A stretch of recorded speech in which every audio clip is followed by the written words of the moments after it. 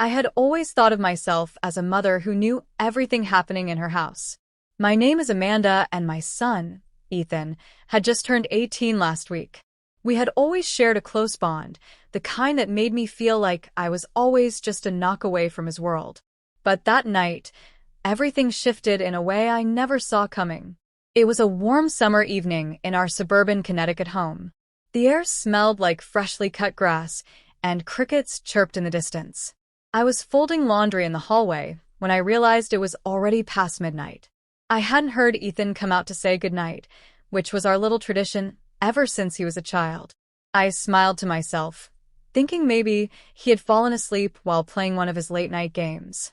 I tiptoed to his room, carrying a fresh stack of folded t-shirts, planning to place them on his dresser quietly and give him a soft kiss on the forehead before heading to bed. As I reached for the doorknob, a faint glow slipped under the door, and I heard the soft thrum of music. Something about that moment made me hesitate, a strange tightness in my chest. I opened the door slowly, whispering, "Good night, honey," but the words caught in my throat. My eyes adjusted to the light, and what I saw made my breath hitch. Ethan wasn't alone. Lying in his bed, half covered by the sheets, was his best friend, Tyler. They were so close, their foreheads nearly touching, their hands intertwined as if they were the only two people in the world. Ethan's cheeks were flushed, his lips parted slightly, his eyes half closed with a softness I had never seen before. They didn't notice me at first. Tyler leaned in, brushing his lips gently against Ethan's, and Ethan responded, his hands moving up to cup Tyler's jaw tenderly. The kiss was slow, cautious, yet so full of affection that it painted the room with a new kind of warmth. My heart pounded. 1,000 thoughts ran through my head at once. Surprise, confusion, fear, and then something else, something deeper. Love. Understanding. The realization that my son was discovering parts of himself that he had kept hidden from me, from the world, perhaps even from himself until now. I watched them for a moment longer, frozen between stepping back into the hallway and staying right there, taking in the tender scene. Tyler moved his hand to Ethan's hair, threading his fingers through it in a way that spoke volumes about how much he cared. Ethan let out a soft sigh, the sound so intimate it felt like I had stumbled into something sacred. When I finally cleared my throat, they both jerked away, eyes wide and terrified. Ethan scrambled to pull the covers up, his face paling as he stammered, "Mom, I can explain." Tyler tried to get up too, but I held up my hand gently. "It's okay," I whispered, stepping into the room. I set the shirts down slowly, trying to gather my own breath. My voice was trembling, but I forced myself to keep my tone calm. "I didn't mean to scare you." Ethan's eyes filled with tears. "Please don't be mad at me," he choked out, his voice breaking in a way that stabbed straight into my heart. He looked so vulnerable in that moment, his guard completely gone. Tyler reached for his hand again, and Ethan gripped it tightly, as if afraid I might tear them apart. I moved closer to the bed and sat down carefully on the edge. My hands shook as I reached out to touch Ethan's cheek. "I could never be mad at you for loving someone," I said softly. The relief that flooded his face was immediate. He let out a sob and fell forward into my arms, his shoulders trembling. Tyler looked away, as if unsure whether to stay or leave, but I reached for his hand too. "It's okay, Tyler," I said, offering a gentle smile. "You don't have to go." Tyler's eyes softened, and he nodded, squeezing Ethan's hand even tighter. I could feel the energy in the room shift, the tension dissolving like sugar in warm tea. Ethan pulled back slightly, wiping his eyes. His lips were still pink from the kiss, and I could see how much he loved Tyler in the way he kept glancing over at him, his eyes pleading for comfort. After a few long moments, I suggested we talk, and they both nodded.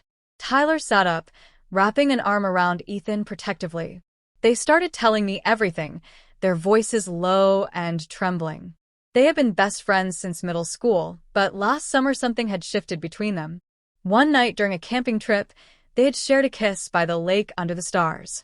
Since then, they had been exploring their feelings in secret, afraid of how the world, and especially I, might react.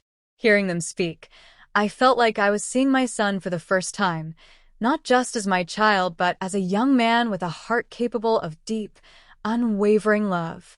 Tyler watched Ethan talk with such adoration in his eyes that it made my chest tighten again. I could see the protective, tender side of Tyler that I had never noticed before. The way he rubbed Ethan's back, whispered encouragements, and pressed soft kisses to his temple, it all felt so right.